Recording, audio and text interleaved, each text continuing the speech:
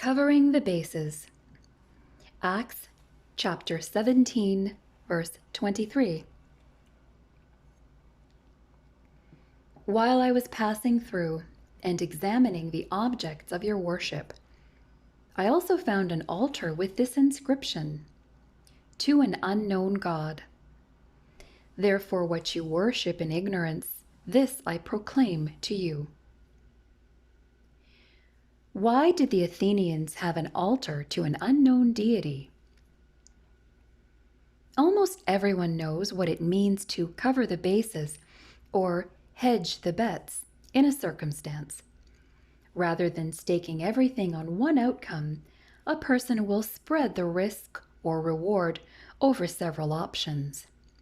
This just in case or just to make sure attitude is common in financial strategies, gambling, and scores of other daily activities. But we wouldn't think people would do it in their religious lives.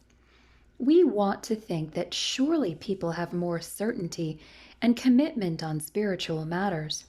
Yet they don't. And that is exactly what the Apostle Paul witnessed when he went to Athens and preached to the religious and intellectual leaders there during his second great missionary journey.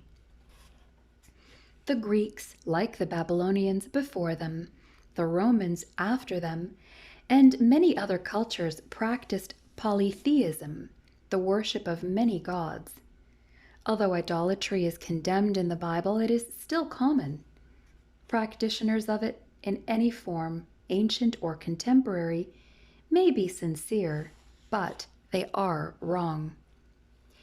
In their ignorance and spiritual blindness, the Athenians erected an altar to a nameless, faceless deity just to be sure they hadn't missed anything spiritually after erecting temples and altars to all the other gods in their pantheon.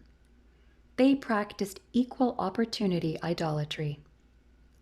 The presence of such an altar and others is well attested in Greek history.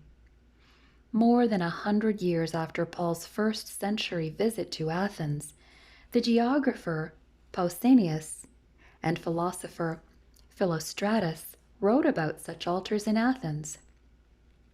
The specific altar Paul saw was probably erected about 600 years earlier during a plague in Athens. The Athenians built many altars and performed many sacrifices in attempts to halt its spread, but all to no avail. Then a man named Epimenides suggested that perhaps the Athenians had offended some unknown god. And so another altar was created, and eventually the plague ended. What Paul saw was likely this pagan memorial, and he used it as a reference point in his sermon to the Athenians.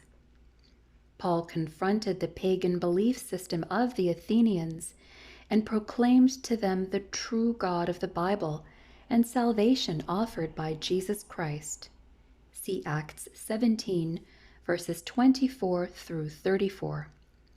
He boldly articulated and defended his faith to the intellectuals, leaders, and skeptics of Athens. In so doing, he provides an excellent model for engaging our own culture and society. Don't be fooled by false teaching, whether it is espoused from pulpits and podiums or on airwaves and bumper stickers. Know your culture, know your faith, and stand firm in the teachings of the Bible.